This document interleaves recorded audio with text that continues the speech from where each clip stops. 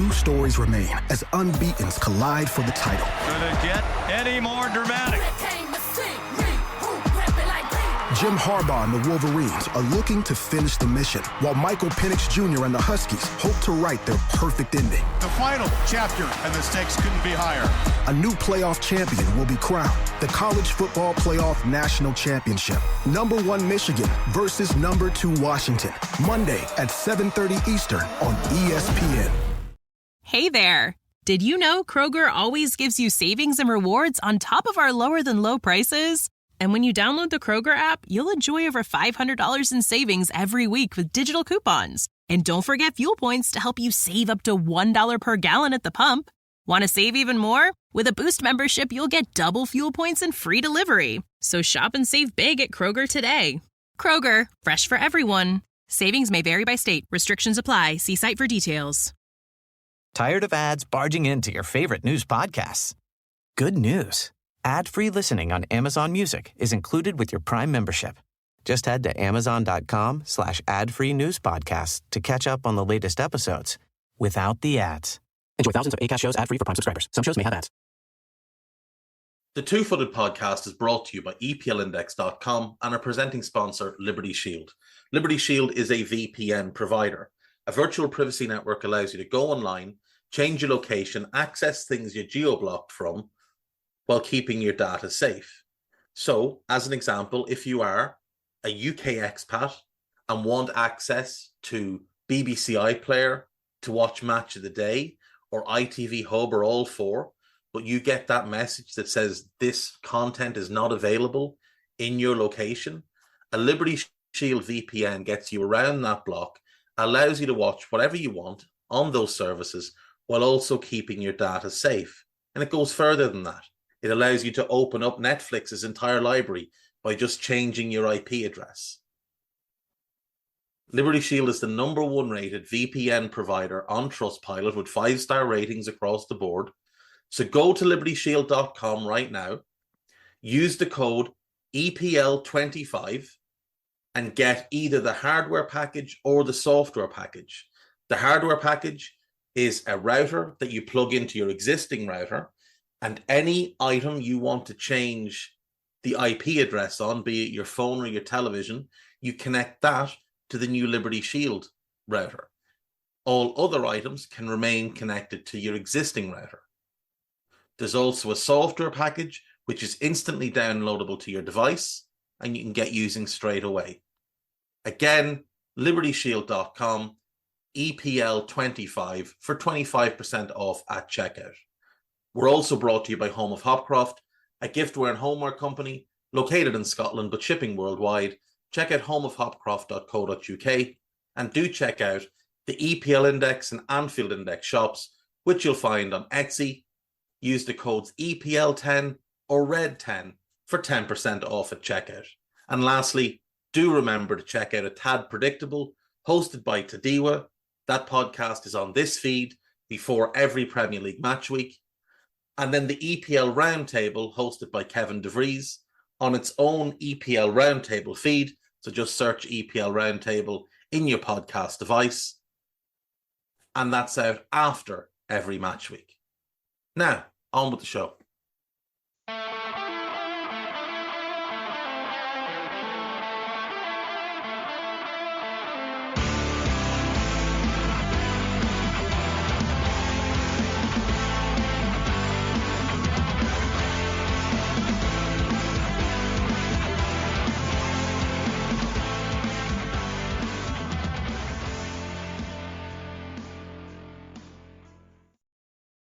What's good, boys and girls? Two-Footed Podcast. Today is Friday. It is the 5th of January. Hope you're all well. Hope you're all excited for a weekend of FA Cup action. That action began last night. Crystal Palace 0, Everton 0. So we will get a replay of that one. Just what we all wanted. Dominic Calvert-Lewin sent off by VAR for, I don't really know what. Waving at somebody's leg with his foot or something.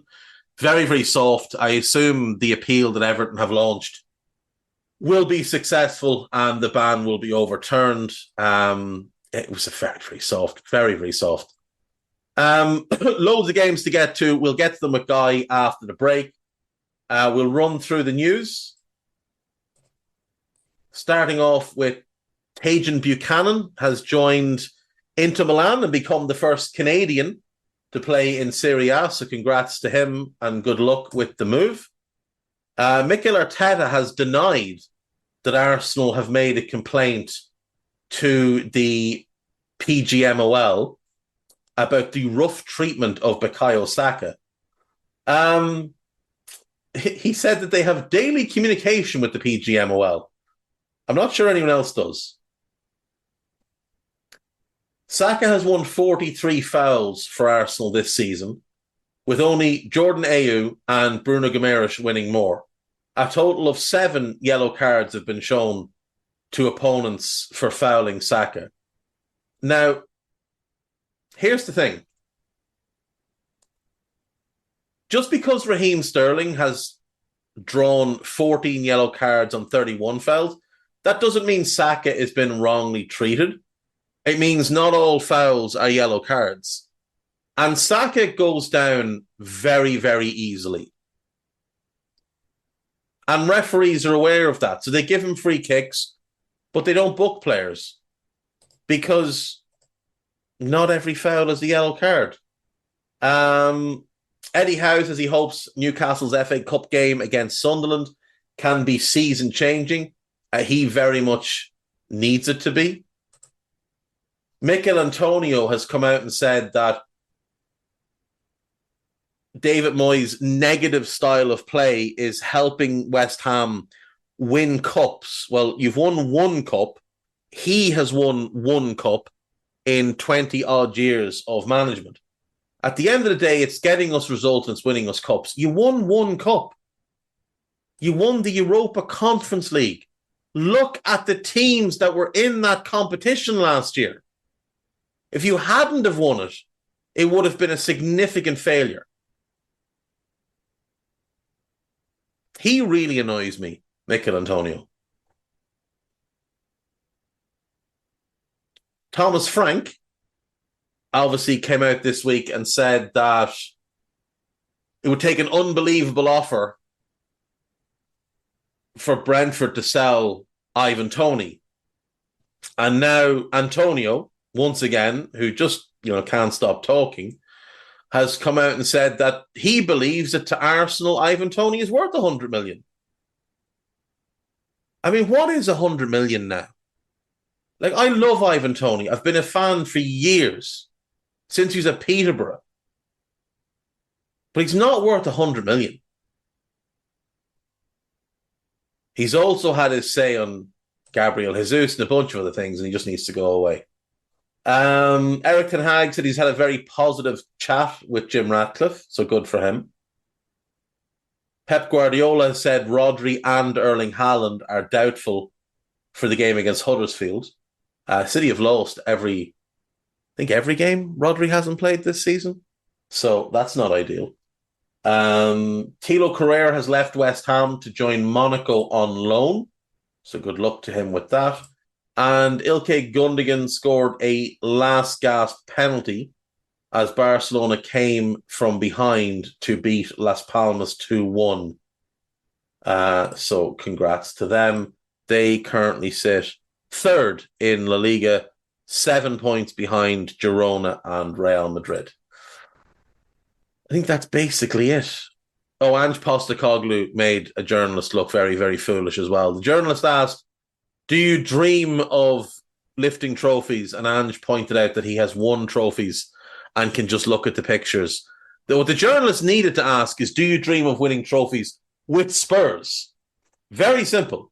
Add with Spurs to the end of the question, and he doesn't make you look like a mug, and you don't insult him by insinuating he's never won anything. Anyway, Fulham are among the Premier League clubs who have been offered the chance to sign Roberto Firmino, who wants to leave Saudi Arabian side Al Ahly. Brentford have set a 100 million asking price for Ivan Toney. I would bet Ivan Toney is a Brentford player come the end of the window. Arsenal don't have the money, and I don't think Chelsea do either. Arsenal have made an approach for Amadou Onana. No, they haven't. Fraser Gillen, you are a spoofer. And when you say Team Talk can exclusively reveal that Arsenal have made an approach, what you've done is you've gone on Twitter, seen some no-mark say it, and you've stolen it. So there you go. Arsenal are also preparing a move to sign Jarrell Hatto from Ajax. That is Sam Dean. Sam Dean, to be fair, relatively reliable, but, I mean, he doesn't really fill a need for Arsenal at the moment. The move taking Jadon Sancho back to Borussia Dortmund will include a buy option for 25 million. Now, it is Football Insider, so, spoofing is likely. That would be a 50 million loss on Jadon Sancho. Atalanta have set a 51.7 million asking price on Giorgio Scalvini. That's high, but it's not outrageous, to be fair. Conor Gallagher wants to stay at Stamford Bridge despite being linked to the move away. That's fair enough. Manchester United are not expected to activate an option to extend Anthony Martial's contract, and the 28-year-old is set to leave the club in a free transfer in the summer. Now, I've seen another report that suggests that they are going to activate it. They should let him leave. Crystal Palace are working on a deal for Ronnie Edwards. That's a really good move. He can start at right back. He can be cover at centre back. That's a really good move. Bournemouth are set to bid for Oscar Zambrano. He'd been linked to Luton. He's a huge talent, Ecuadorian midfielder, 19 years of age. Bournemouth is the better move for him. Jeremy Frimpong continues to be linked to the move, but Bayer Leverkusen have no intention of selling in January. Middlesbrough are close to signing Finn Azaz from Aston Villa after an impressive loan spell with Plymouth. Villa are set to open contract talks with Leon Bailey, who could become one of the highest paid players of the club. I wouldn't do that, to be honest, because overall, he hasn't been a successful signing. This season, he's been very good. But he hasn't been a success since he joined. And I'd be wanting to hold off and wait till the summer and see if he can do a whole season of this. Paris Saint-Germain have emerged as frontrunners to sign Mary Earps. Good for her. Bayern Munich have inquired about Fikayo Tomori. Today, Florian, what's his name? Plettenberg? Something like that, Plettenberg? He has said that they've agreed terms to sign Eric Dyer. Harry Kane must have wanted a friend. Right, going to go to break. When we come back, Guy will join us. We'll go through the games and we will lift the mystique. We've actually recorded the second part already. So a number of things that I've said here won't actually line up all that well with what gets said after. But there we go. Folks, I will see you on Monday. Have a great weekend. Take care of yourselves. Bye-bye. Tired of ads interrupting your favorite show?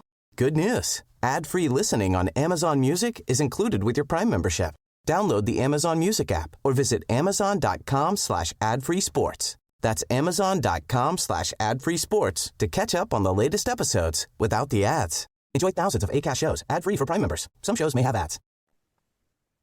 Right, welcome back. So, as always on a Friday, I'm joined by Mr. Guy Drinkle. How are you, sir?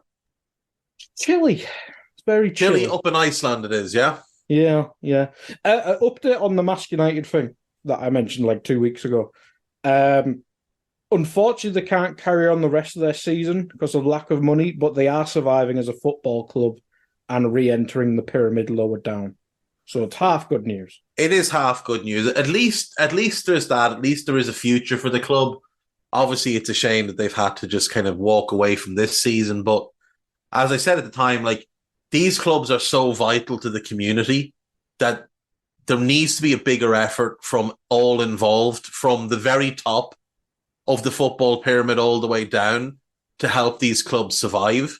And it is something that, like, it'd be cool if, say, for example, you've got Newcastle, Borough and Sunderland all within, a couple of hours of where you live. If those clubs could each put a certain amount of money into a pot each year. Obviously, a different amount for a championship club than a Premier League club. But if they were to put, like, if Newcastle United put £1 million into a pot and Sunderland and Borough put 500 grand in, or it could be smaller amounts either, and then that money was redistributed to grassroots teams in their area and lower league teams, like non-league clubs in their area, to help those clubs survive. And then those, let's say Newcastle or whoever, they can write that money off against a tax bill or against FFP, profit and sustainability. Like, I think that would be something that would be very beneficial for all involved. And, you know, potentially there's partnerships that can be struck between the clubs where, you know, for Newcastle, it might be that, yeah, they contribute money to the survival of, let's just say, Gateshead or whatever is a local team to them. And in return, maybe they're allowed to advertise. You know, they're given a hoarding or two, or they're allowed to put up some sort of billboard or something, advertising, whatever. Yeah, do you know? And the same with Borough for you. Like, if Borough were helping fund Marsk United, maybe Borough can put up, when Borough are doing their season ticket sales or whatever, they can maybe put something up at Marsk ground saying, you know, season tickets now available, yada, yada, yada. And just a little bit of give and take. I know it wouldn't be a huge amount of money going back to Borough, but it would be a lot of goodwill and goodwill from the local community, which might then lead to a couple of extra season ticket holders, a couple of people going, you know what, Marsk aren't at home this weekend, but Borough are, and like they've been really good to us. So let's go down there and let's support Borough because we've no home game to go to ourselves. That type of thing might just, because there is a lot of resentment, I think, between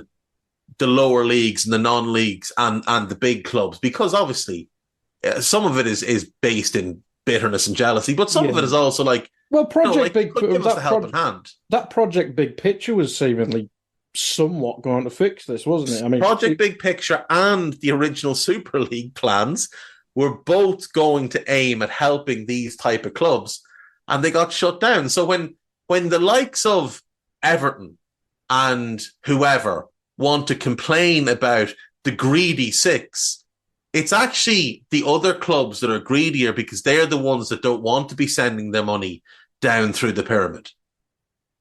So, man, it would be funny. South Shields getting a 200 million help from Newcastle. Would be brilliant, wouldn't it? South Shields United. South Shields United announced the signing of Kylian Mbappe, who's immediately been loaned to Newcastle United. Fantastic. Newcastle will be covering 100% of his wages. It'd be absolute. It'd be magnificent. See, you know, City would do it. Yeah, have to unveil him at their stadium, but then he goes out. There he is out doing keep the uppies in front of 8 people. Brilliant! Right, we've got a bit of a twist on today's show, Guy. Rather than doing Premier League games, we're going to do the FA Cup, and we have a lot of games to get through. So we're not going to really go in depth on too many of them because, well, let's be honest, I've no idea what I would say about Blackburn against Cambridge, Newport County against Eastleigh, Plymouth against Sutton. I don't think I could really do more than here's who I think will win in each of those games. Yeah, but it's the magic of the cup, isn't it? Old cliche. But we do start off with a Premier League game, basically. That is Brentford against Wolves. We obviously had the Everton Palace game last night, which you'll probably do in the first half of the show. Behind the curtain there, we're doing the second half first. But Brentford against Wolves, Dave. Yeah, Brentford are not in good form. Brentford have a lot of injuries. It's a tough season for them so far, and they still don't have Ivan Toney back, but he will be back soon. Wolves are having a pretty good season. They're 11th in the league. They've won 3 in a row in the league, whereas Brentford have lost their last 5 in the form table. So I'm just going to pick Wolves to win. I know it's at Brentford, but I'm going to go with the Wolves win. I'll go 2-1 to Wolves. Yeah, maybe next Friday Brentford might be one to have a talk about. Yes. If they do play, because it's a winter break, isn't it? Who the hell knows what's happening there? Then we have Fulham against Rotherham. Obviously, Fulham, Premier League against bottom 3 of the Championship, I believe. very bottom of the Championship. Rotherham are stone bottom, 18 points from their 26 games played, 7 points from safety. They've had a very strange last couple of months where they had sacked the manager and then seemed to struggle to find a replacement. Matt Taylor was sacked in November. It took an entire month to get Liam Richardson to take over. He'd previously been manager of Accrington Stanley many years ago, and then Wigan more recently. Did a decent enough job at Wigan, to his credit, but that's a very hard club to work at the moment, given all the different financial problems that they've had. It's very hard to look at this and think that this isn't a Fulham win, so we're going to go Fulham to win 3-0 at home. Yeah, you'd think so. And Fulham obviously had a cup semi-final already. Why not go for the FA Cup as well? Exactly. Next up, this is the televised game. This is on ITV1 for people in the UK. We have a Premier League game on ITV1. Tottenham hosting Burnley. Dave, I think we say this every year. Every footballing podcast in the world says this every year. Tottenham will have to win a cup at one of these years. And seemingly now they've got the manager and style and confidence to do it, and the team, because I'm pretty sure I saw Van de Ven was back in the squad. Pretty sure I read that. But if they're getting players back, we saw how they started the season. Why not take the FA Cup seriously?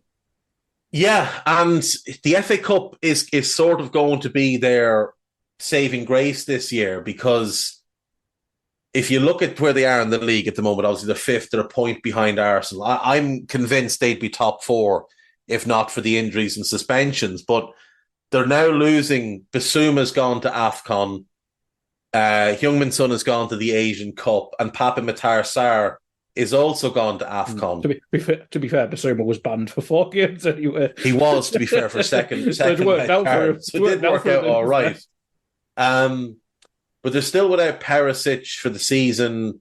Velez got injured, scored his first goal. Now he's out for a while. Romero's out till the end of the month. Solomon till the end of the month. Madison for the week or two.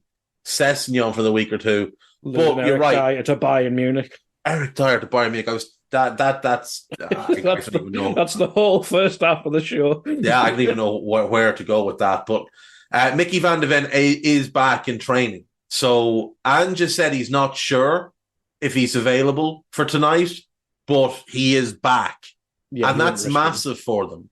Now, I wouldn't risk him in this game because, again, it is the FA Cup. But Spurs do need silverware. Like, that is just a straightforward fact. This is a favourable game for them. They're at home, even with the injuries. I mean, it's Burnley.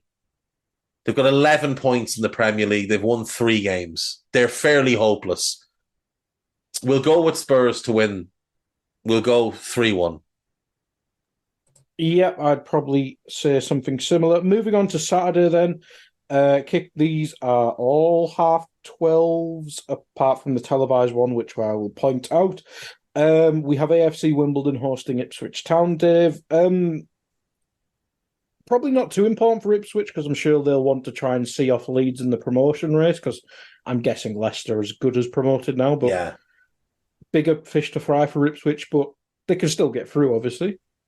Yeah, and I mean, AFC Wimbledon are a League 2 team. They're currently sitting 7th in League 2. To get to this round of the competition, they knocked out Ramsgate in the second round, which brought to an end one of the great stories of the season so far. Ramsgate are in the 8th tier of English football, and they'd made this really brave and historic run to the second round. Prior to that, AFC Wimbledon had knocked out Cheltenham in the first round. So they've had two hefty wins in their favour. But Ipswich are a good team. And Ipswich are second in the Championship. And they have gone off the boil. No wins in the last 5. So I'll back them to get back to winning ways here. Even though it's an away game, I'll still go Ipswich to win 2-0. Yeah, it could be an interesting one. Next up, we have a full Championship round tie. We have Millwall hosting Leicester City, Dave. Leicester obviously gave Liverpool somewhat of a difficult game, if I remember correctly, in the League Cup. They are basically a Premier League team, aren't they? So they could probably afford to continue in the cup and get promoted comfortably? Yeah, they can. They're 10 points clear in the championship with 20 games to go. They're on course at the moment for a historic campaign. Like they should breeze past the 100-point mark.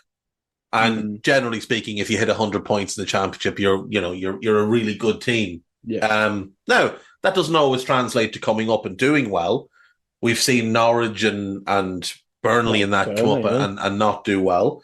But this Leicester team has a lot of Premier League experience.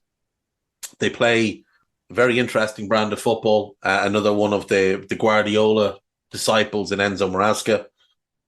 Millwall are 15th in the championship, but they have won their last 3 in a row and they're unbeaten in their last 5 after what had been a really poor start. So they won't be a pushover. And let's be clear, nobody likes going to play away at the Den, the new Den, but no one wants to go and play away at Millwall. It's not what it was in the 80s or even the 90s or even the 2000s, the atmosphere. It used to be a proper moody, scary place to go. But it's still quite intimidating.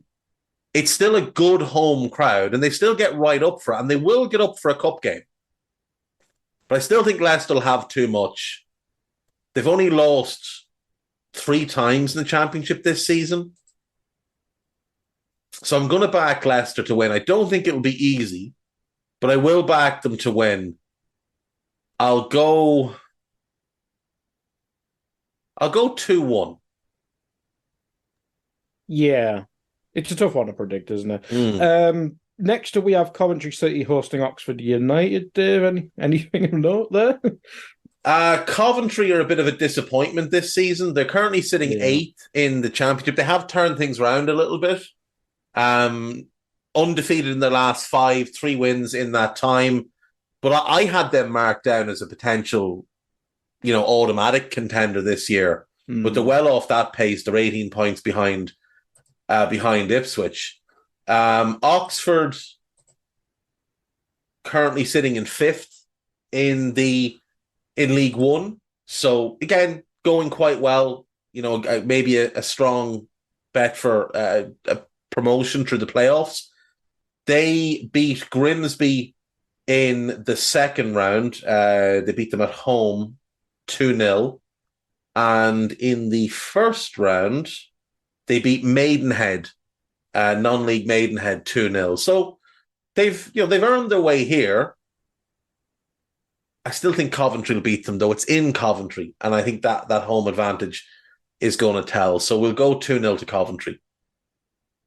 Yeah. It's a shame they're the best 2 players off the top of my head. Gyökeres and Hammer, yeah. A shame. And Callum Doyle, who was important in defence, but they did make some decent signings in the summer. They brought in Ayari, the young Swedish midfielder from Brighton on loan. Yeah, the Everton striker. I can't remember the name of it. Oh, Christ, that's going to annoy me as well. Sims. Yes. Ellis Sims. And to be fair, he started slowly, but he has looked a bit more lively of late. They've also got Callum O'Hare back fit, which is important. And I quite like Haji Wright, the American striker they signed. So, and Milan Van Uijk, the right back, he's one to keep an eye on. He's a very, very good player. So they do have some talent there, and they're well managed and well coached. So I do think they'll just have too much for Oxford this weekend. Next up, we have Maidstone hosting Stevenage. Yeah, I mean, this is one of the kind of move on. the move on games. So Stevenage are a League One team, aren't they? Yeah, they are. They're 7th in League One. They're well positioned to get into the playoffs. They're level on points with Barnsley, who are the last playoff team. But they're only 6 points off Peterborough, who sit 3rd. Maidstone is are League not One league. just the ultimate yo-yo league? Yes. It's just Yes, it amazing. is. Like Rotherham and Barnsley and Peterborough just swap places every year. National League South, I think, is where we'd find Maidstone, isn't it? They're currently fourth in the National League South. So they must be the I think they're the lowest team left in. They're the only sixth tier. We've got a couple of teams from the National League. They're the only team below the National League left in. And on that basis, I'm going to hope that they win. So for no other reason than I want them to get through. They beat Barrow last time out, and I'm really just not going to bother going through. And well, let's see.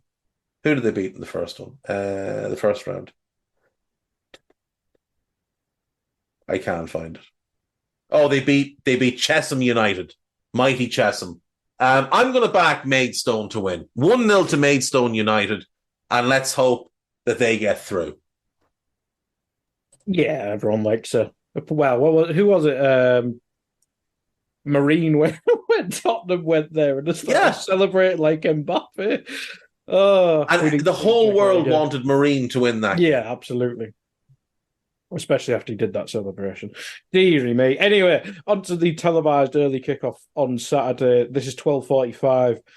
We have the Tyne-Wear derby at Sunderland, Dave. It's obviously not local to me because it's about an hour away, and obviously Borough first. But how do you view this derby? It's a bit of a random one. I've always liked it. I have always liked it. There's a healthy level of dislike between the people of Sunderland and the people of Newcastle, and it's been a tough run for Sunderland over the last 6-7 years. Relegations, even the last few years in the Premier League were horrid, weren't they? Oh yeah, true. Yeah, so probably 10 years that it's been a real tough go with relegations and relegation dogfights and massive financial issues. They spent all that money on a fancy new training ground and then for many years couldn't afford to use it all. So they had to blockade half of it off so the players wouldn't wander in and turn on a light or something. But things have turned around for them, and they're sixth in the Championship. They've got a new manager in Michael Beale. Don't really think that they needed a managerial change, but they made one anyway. And they're well up for this game. They're saying all the right things. They've got a couple of really good players. Jack Clark is playing incredible football for them. Lad that came through at Leeds, got an early move to Spurs. It didn't work. He went back to Leeds on loan. Bielsa didn't want anything to do with him. And his career sort of looked like it was going to fizzle out. And then he got this move to Sunderland and he's been outstanding. Young Dan Neil is a very highly thought of midfielder. Pierre Ekwa, highly thought of midfielder. And obviously Jude Bellingham's brother Job is there. And he's had a very good start to the season as well. So there is talent there. I also like the goalkeeper, Anthony Patterson, who's been linked to some Premier League clubs. They're going to be bang up for this. This is their FA Cup final in a lot of ways, because they're not going to win it as a championship team.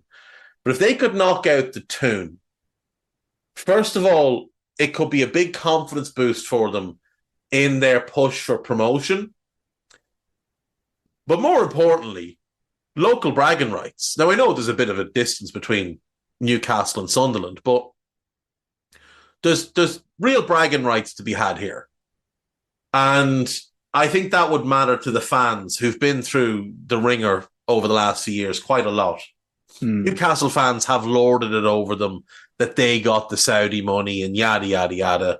And I think they'd very much like it. And if there is a time to play Newcastle, it's very much now, because the Toon are not in good form. They've lost 3 in a row in the Premier League, 4 of 5. They got dumped out of Europe. They got dumped out of the League Cup. If Newcastle lose this game, I don't think Eddie Howe survives till the end of the season. If Newcastle lose this game, I wouldn't be surprised if he's gone before the end of the month, to be completely honest, because they're not going to make the Champions League again this season. So they're 11 points behind Arsenal. They're 10 behind Spurs in 5th. they're not making Champions League this year. They can't win the FA Cup. They can't win the League Cup. They can't win the Champions League. Obviously, they're not in the Europa League now because they got finished bottom of their group. So their whole season is on this FA Cup. And if Eddie Howe can't deliver silverware, they're not going to keep him around, no matter what he's done to this point. So Newcastle have to win this game. And I think they will win this game because I do just think they've got more quality. But it's been local in that, and it's an awkward kickoff time as well, like 12:45. I know it's not a long journey or anything. So they can stay at home the night before or stay in their home hotel that they'd use before games and then travel down. I think they will win it, but I think it's going to be a tough game. I think Sunderland will give them a couple of frights in this one. I'll go 3-2 to Newcastle. Lack of Shola Amiobi to get his guaranteed goal. We'll take a quick ad break because we got to do them, people. I'm sorry. But then we'll be back with the rest of the fixtures. Right. Back into the fixtures day, we have Stoke City hosting Brighton, Stoke, whenever I look in the Championship, I just see them towards the bottom. It's crazy the fall-off they've had in the last decade or so. And the money that they spent as well. And like they've changed managers a bunch of times. They've struck out over and over and over again. Like Steven Schumacher is the current manager. And he was appointed obviously only recently. Like a week, isn't it? About 2 weeks. I think it was week before Christmas, I think he was appointed. He had done incredibly good work at Plymouth. Like very, very impressive work at Plymouth. And this is a risk for him because, like, look at the managers that have been there. Alex Neil. Alex Neil's a good manager. He couldn't get the job done. Michael O'Neill. He's a good manager. He couldn't get the job done. Before him, Nathan Jones. Now, we didn't know then what we know now about Nathan Jones, but he'd done really well at Luton before taking that job. And he was an unmitigated disaster. Gary Rowett is a good manager. He couldn't get the job done. Was he? Paul Lambert. Yeah, he was at Stoke for... he came in the summer and he was sacked in the January of the 18-19 season. Dear me. The previous year, they'd had Paul Lambert for 6 months. Christ. He didn't work out. Before that, they had Mark Hughes. And to be fair to Mark Hughes, his first 2 seasons there, they finished 9th both years, and it was really impressive. Actually, it might have been his first 3 years. Yeah, his first 3 years, they finished 9th. 50-plus points each time. Really impressive for them to be a top-half Premier League team. Considering under Pulis all those years, they were largely a bottom-half team. But since the fall-off with Mark Hughes, which resulted in them getting relegated... He nearly relegated 2 teams in one season. He almost relegated Southampton that year as well, which was magnificent.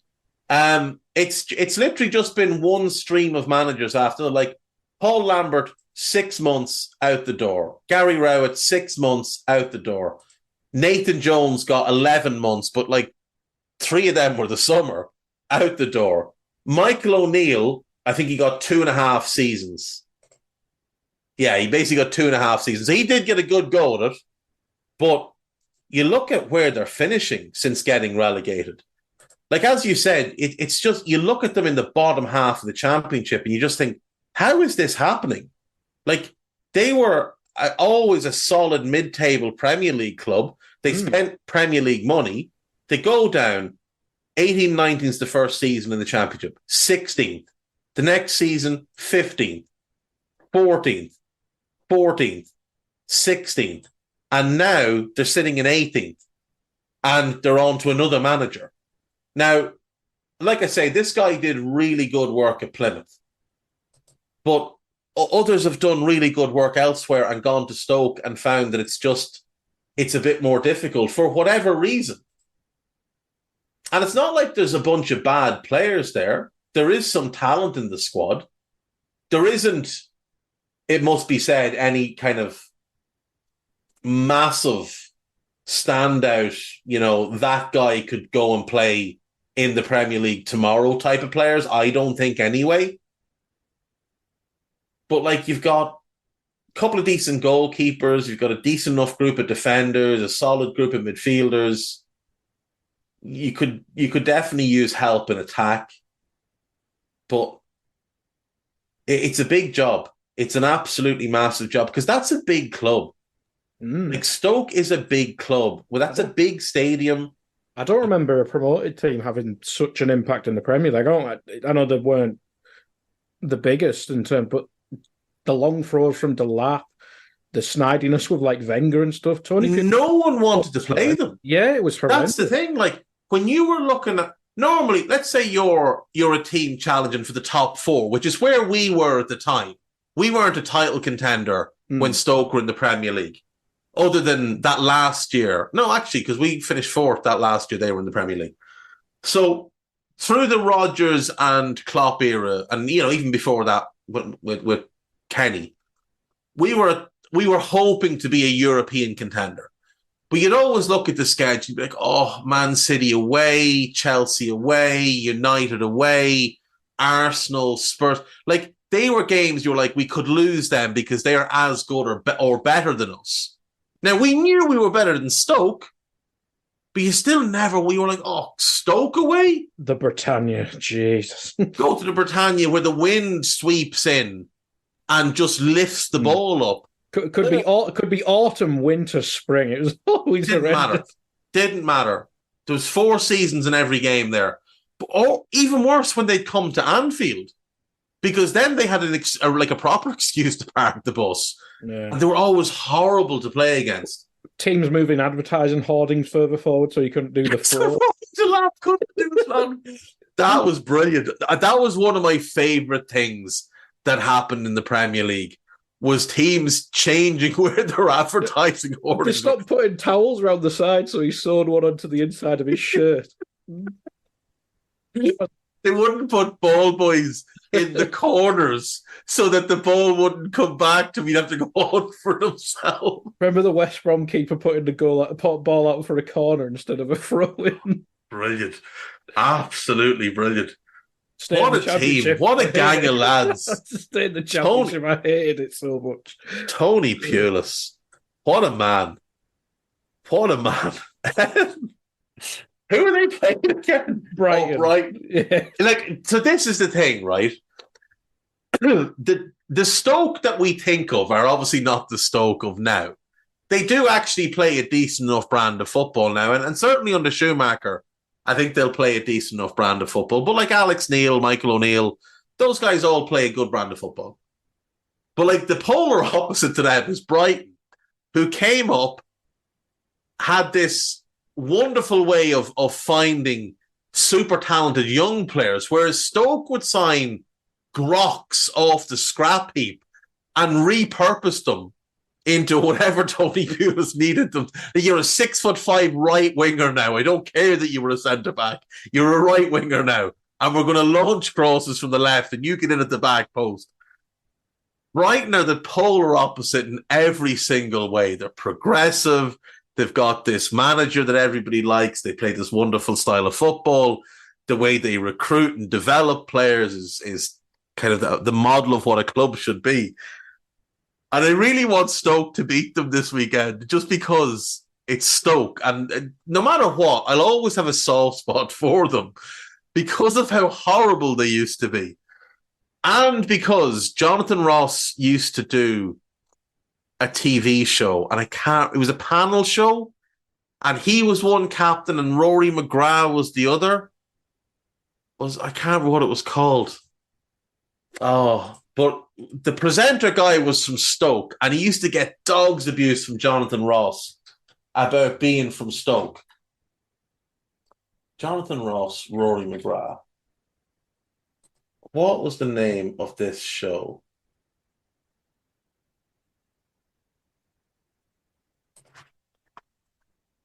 What was the name of this show? Oh, wasn't QI. That's going to really annoy me now. But I always loved that show, and I always found the slagging off of Stoke to be funny. And like in the end, it probably wasn't all that funny because, you know, it's where people are from. And so I've always just had a bit of a soft spot. They think it's all over. Yeah. They think it's all over. That's what it was. Nick Hancock, is he the guy that's from Stoke? Yes, he is. So Jonathan Ross used to give him dog's abuse. I'm actually wrong. They weren't the captains. They were just regular panelists.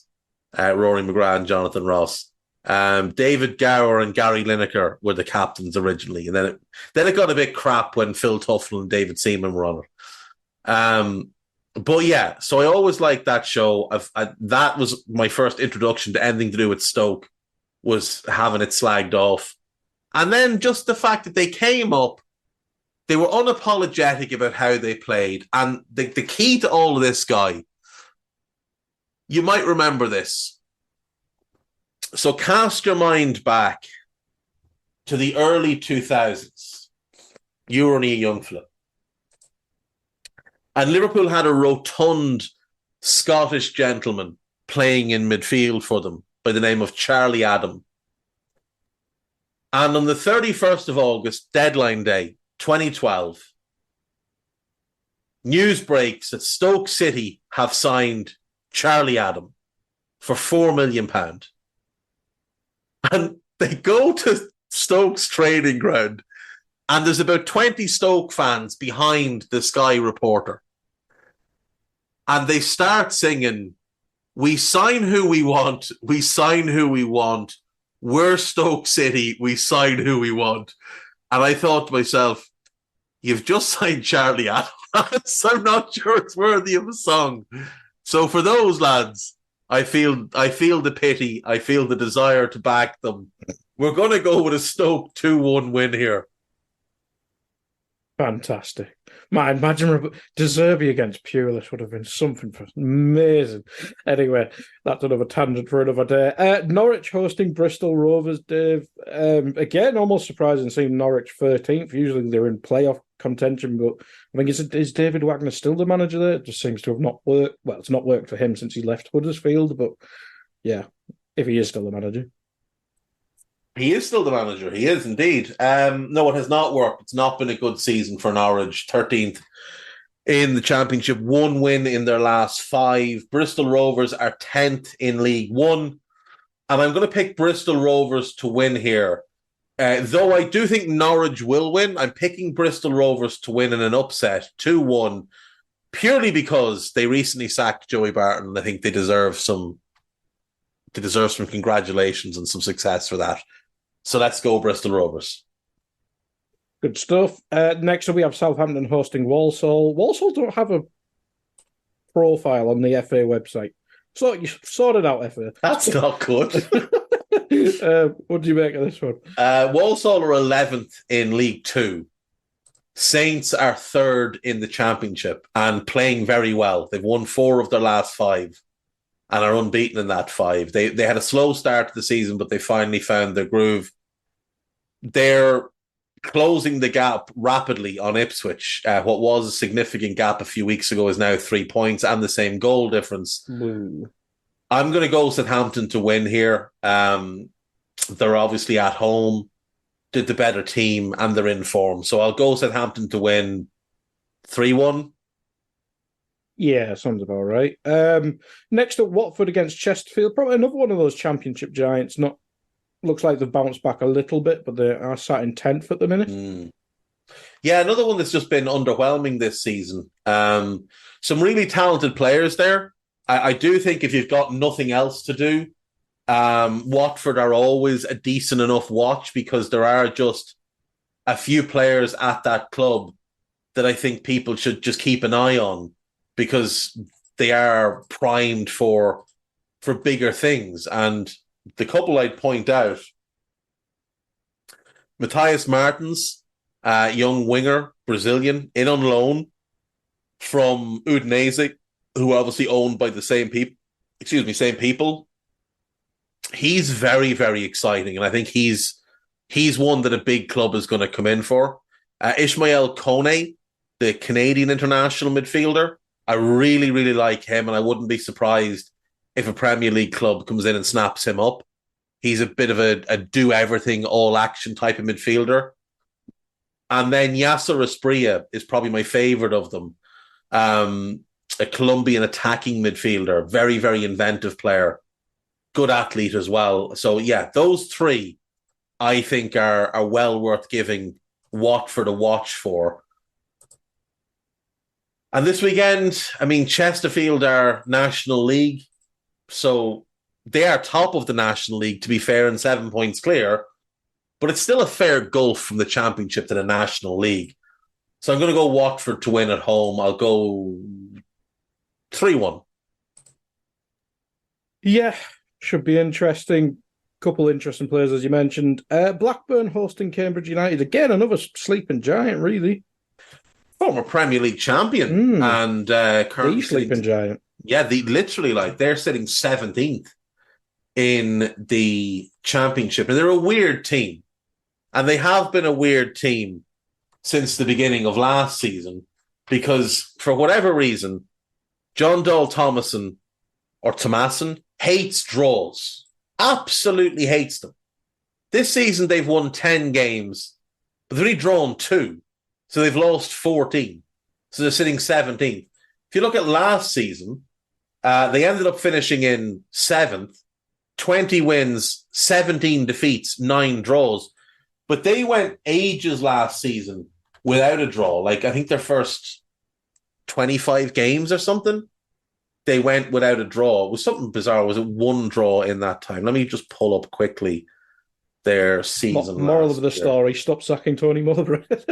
Literally, their first draw last season was match week 28, and then they drew 4 in a row. They had, through the first 18 games, they won 11 and lost 7.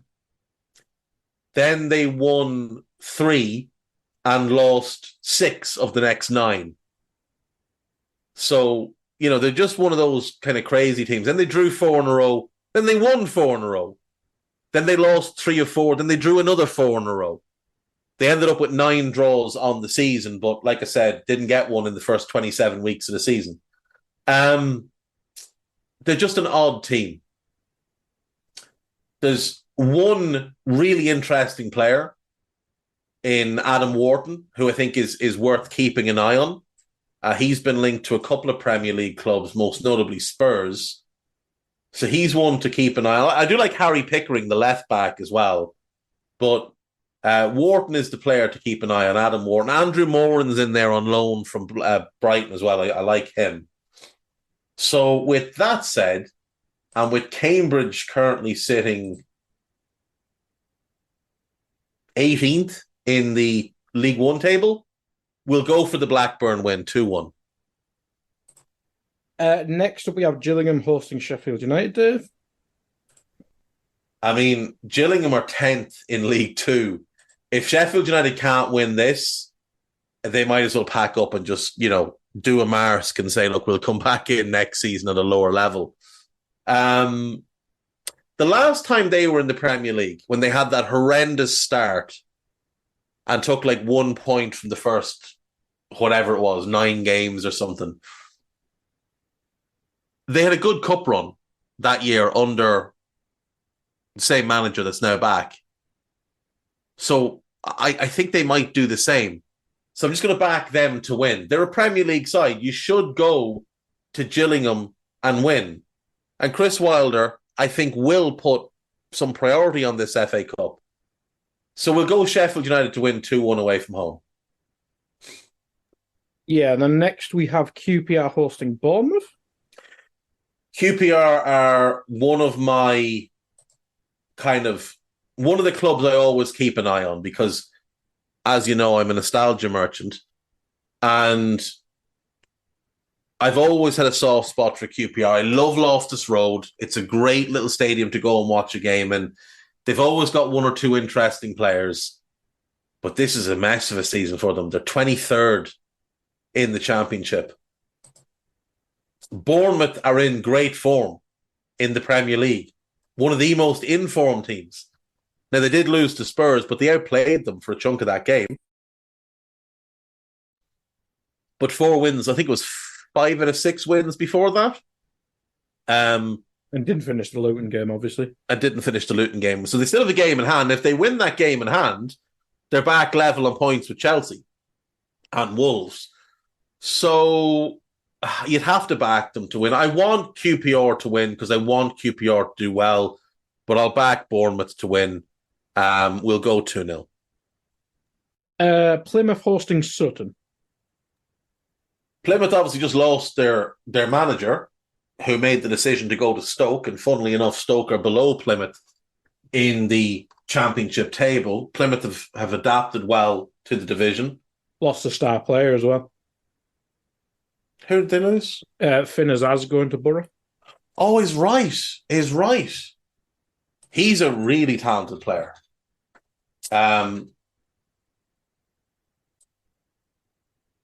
He's one of ours. He's Irish. Well, he's English born, but he's an Irish underage international.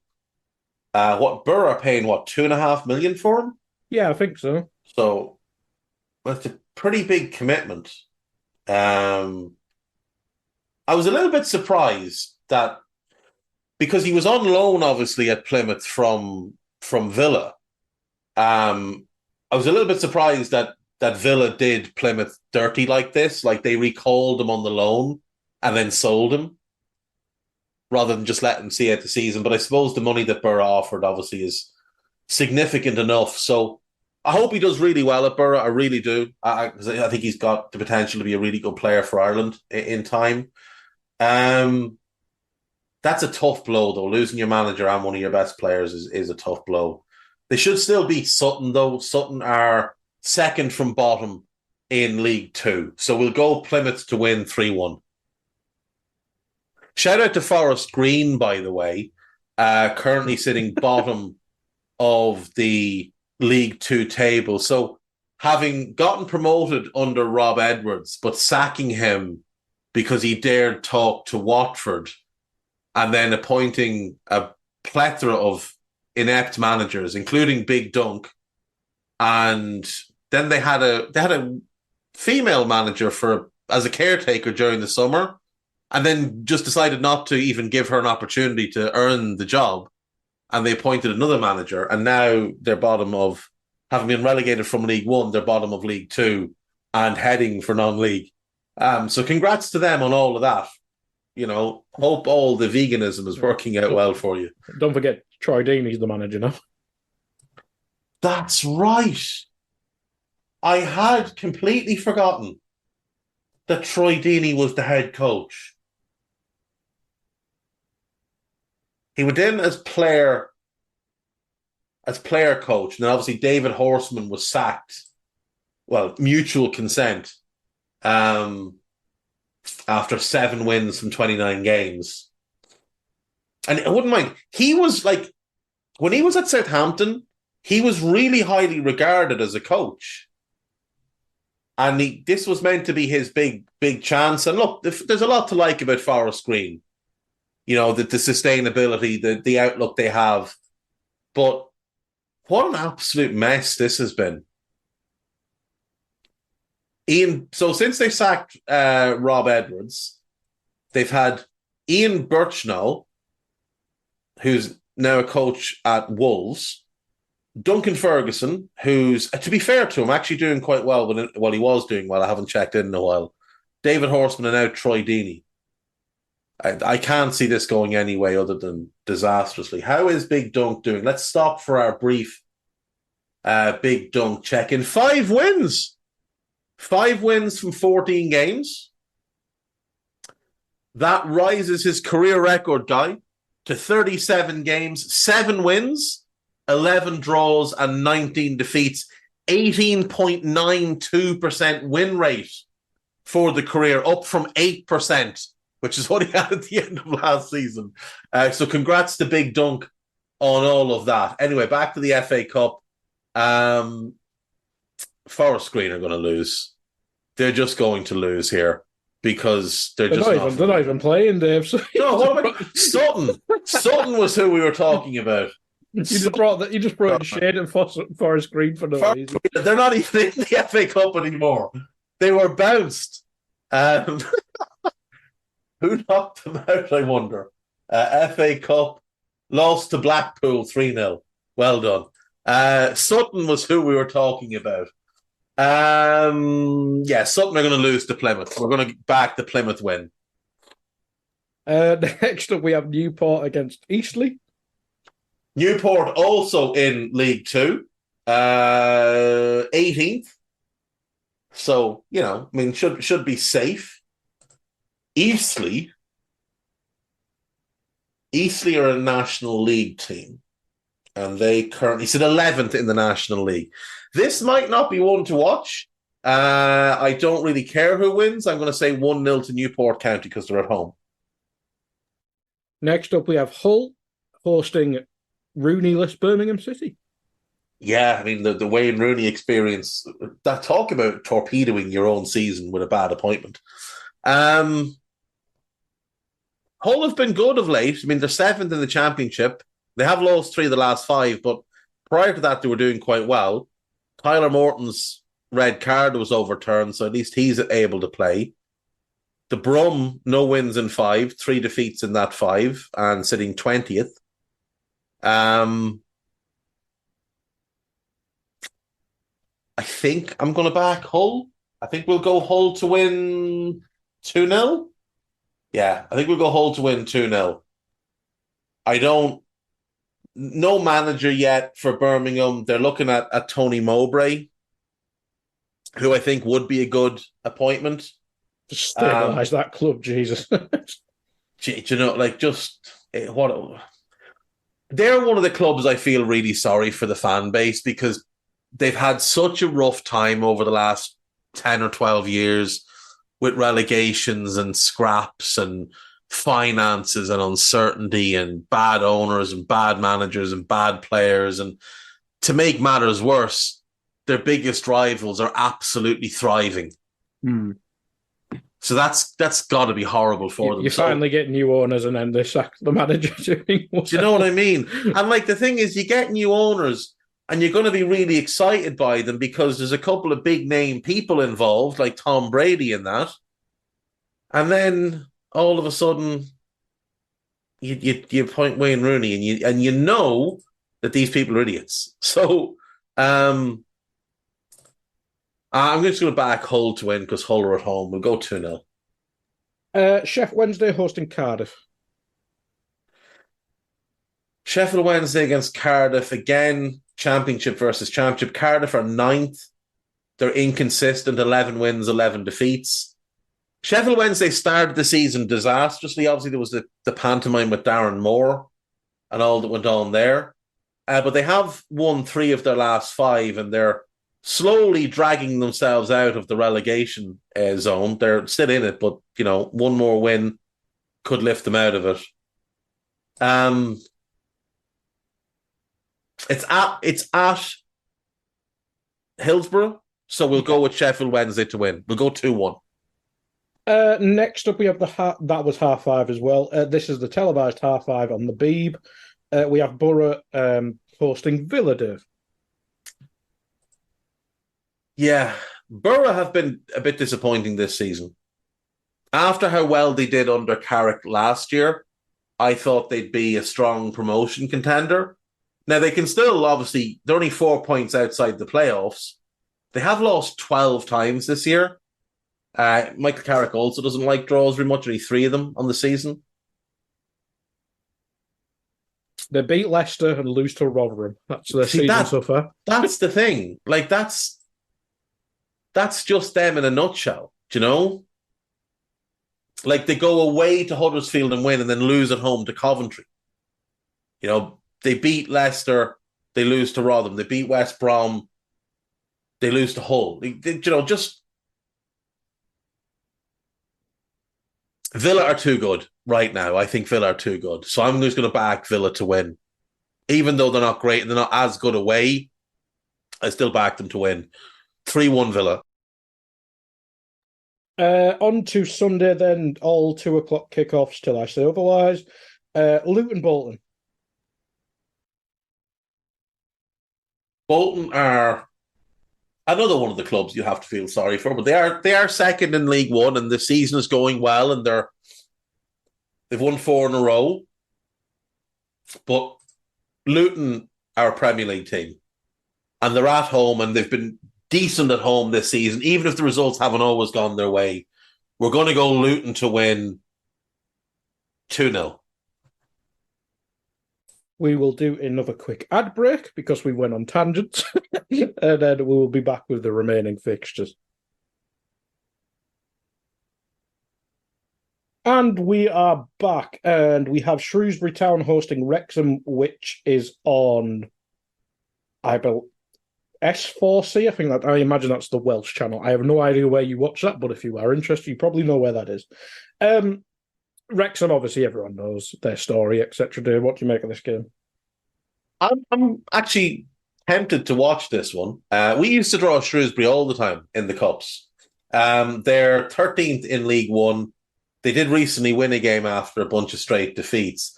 Wrexham, newly promoted into League Two and currently sitting in the automatic promotion spots to go into League One, which would be a fantastic outcome for them.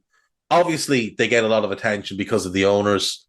But look, I think thus far, there's no way you couldn't be positive about what McElhenney and Reynolds have done there.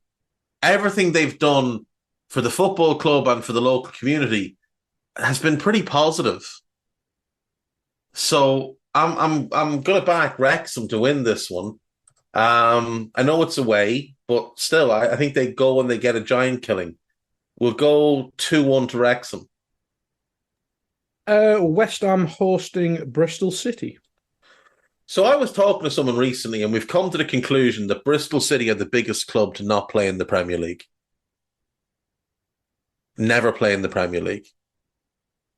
And it's about time someone went there and sorted that club out. Season after season, they just disappoint. They're currently 11th in the Championship. At different times, quite a bit of money has been pumped into that club, and it's never led them anywhere. I want to see them in the Premier League. I think Bristol... Look at the stadium. Look at the stadium. Ashton Gate's a lovely stadium. You've got a big fan base. Bristol's is a big city. It's a great city as well. It's one of my favourite cities in the UK. And I think the people of Bristol deserve to have Premier League football. So somebody sort that club out and get them into the Premier League. This is a tough game for them, though. West Ham are a good Premier League side. And they're in pretty good form. I know they got spanked by Liverpool a few weeks ago, but they beat United, they beat Arsenal. The draw with Brighton, I was disappointed in how they played, but it's not a bad result at all. I'm just going to back West Ham to win 3-1. West Brom hosting Aldershot Town. Aldershot are National League, and they are 8th in the National League. West Brom... 5th in the Championship. They play good football. They've got a good manager. They've got some really good players. We'll go West Brom to win quite comfortably. 4-0. Always liked West Brom. Don't know why. They were my FM team. Where are we up to? Peterborough hosting Leeds, Dave. Yeah, both teams having good seasons. Peterborough are 3rd in League One.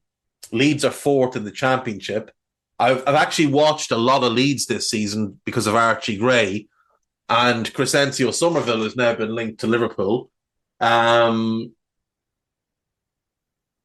think Peterborough being at home is a good opportunity for them to maybe cause an upset. This is a game worth watching as well. Ronnie Edwards of Peterborough is definitely worth your eyes. He was linked to Palace today, if you didn't see. Yeah, and I think he's the ideal signing for Brighton, but Palace would make a lot of sense for him as well, because he can play right back, but he can also be cover at centre back, which they could use. I'm going to go Peterborough with the upset. I'm going to go 2-1 to Peterborough for the upset. Yeah, wouldn't surprise me. Forest hosting Blackpool, Dave. Blackpool, League One, 8th. Not all that impressed by what I've seen from them. The two occasions I've watched them this season. I thought prior to the beginning of the season they'd be one of the favourites for promotion, but they've been very, very average. Forest, I mean, look, we know how poor they've been in the Premier League, but they're still a Premier League club. They have won back-to-back games. They are at home, and they're decent at home. So we'll go with the Forest win. We'll go 3-1. Man City hosting Huddersfield Town, which is on at 2:00, and it says on the iPlayer, so I'm presuming that's not on telly. But if you've got the iPlayer, or if you've got a friend who has an address for you, get on iPlayer. Get your VPN. And, if you live outside the UK and need a VPN, get yourself one. LibertyShield.com. City are going to. No, I'm not even. City are going to win this game 3-0. Let's not even talk about it. I don't care where Huddersfield are, what they're doing. They're going to get beat. Yeah, Oscar, Bob, and friends should do well in that game. The big one. Well, I say a big one. It's kind of annoying that it's early on in the FA Cup. What? I know we've kind of gone on tangents anyway. What do you make of that seeded FA Cup thing that Jeff Stelling mentioned a few weeks ago? Because Arsenal playing Liverpool, I mean, it's big at the time, but for the teams lower down the pyramid, wouldn't you rather have Wrexham hosting Liverpool, etc.? In a way, yes, but then also, like, Wrexham would probably prefer to get 2 or 3 games out of the FA Cup than just 1. So, I get the idea of it, and I think there is merit to it. But at the same time, I love the open draw. I don't want to mess with the FA Cup. The only thing I want to do with the FA Cup is abolish the replays. And even that, I'm saying that from a selfish point, because it's just, fixture congestion for Liverpool because they play so many games. I love the FA Cup, and I don't want it messed with. So leave it alone. I'm glad Liverpool are playing Arsenal, and I'm glad it's on the same weekend as Plymouth play Sutton and Newport play Eastleigh, because I don't think there should be any preferential treatment for any team based on the division they play in. I would rather see a Maidstone United in the 4th round than have both Liverpool and Arsenal in there. Because there's nothing more boring than when we get to the quarterfinals and it's like the top 8 in the Premier League. Very true. And everybody's gone. I'd rather have that 1 or 2 clubs because you can just get behind them, and that will drive more attention. So say, for example, let's say Maidstone get through against Stevenage and they're in the 4th round. Regardless of who they play, they're going up against a team, at least 1, probably 2, 3, or 4, or even 5 divisions above them. And that, to me, garners more interest. So I'd leave it alone. I think Liverpool win this game. I think I went 2-1 on Scouted. We'll stick with 2-1. It's going to be tough, though. And I do think both teams will go as strong as they can. But I'm going to go for Liverpool to win. If Liverpool do win, similarly to what we mentioned with Eddie Howe, we might have to circle back onto Arteta discussion. But that's for next week, and we'll go with. On to Monday then, only Monday game on ITV1. The Arsenal-Liverpool game is on the Beeb, not just the iPlayer, it's on BBC One. So Monday, we have Man United's first away fixture in 7,000 years, and it is against Wigan. This is on ITV1. I mean, obviously some positivity of Man United with the ownership crack.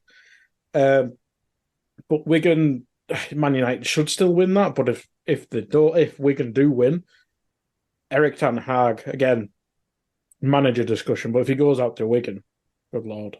If he goes out to Wigan, that might have to just be it for him. It really might just have to be it. Wigan are 17th in League One. And I know United have been awful this season, but Wigan are 17th in League One. The United just have to win this game. There's no way. The FA Cup is all they have left. They're not winning the league, obviously. They're not going to get top 4 as things stand. They're 8 points behind Spurs, 9 behind Arsenal. They obviously are out of the League Cup. The FA Cup is all they have left to rescue this season. They went out bottom of their Champions League group. It's this or nothing. They have to win this game. I expect them to win this game as well. I mean, look, as bad as they are, they're still considerably better than Wigan. They have multiple players who cost more than the entire football club of Wigan cost when it was sold a year or so ago. They have multiple players who earn more by themselves in a week than the majority of the Wigan squad earn in a year, if not the entire Wigan squad earn in a year. So, United to win 3-1. And that's the last game, I believe. And that's it. So that is your third round incorrect predictions. Come back Monday to discuss how wrong I was. I'll see you then. Bye-bye.